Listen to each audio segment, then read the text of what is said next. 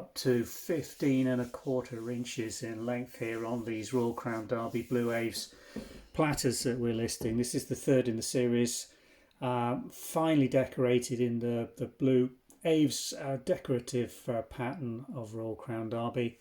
Little bit on this one, I would say the variation on the clarity on the transfer does vary with Blue Aves, but it's not an absolutely precise or crisp transfer pattern. But just look, these pheasants here are slightly what I'd describe as smudged, to be absolutely fair with this one.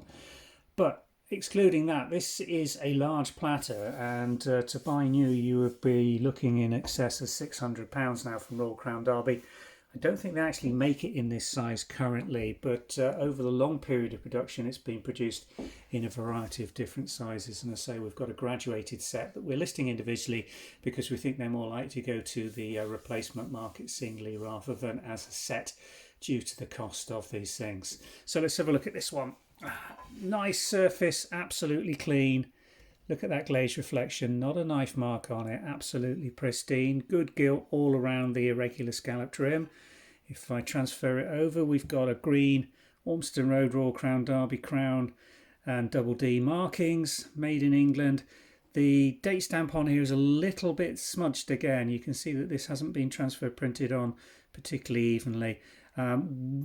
The other ones in the set are all coming through as 1954. My guess is this is 53 or 54. It's a good guess looking at the condition and size of it. So, a very fine piece of English porcelain from mid-century. Blue Aves pattern, Royal Crown Derby porcelain.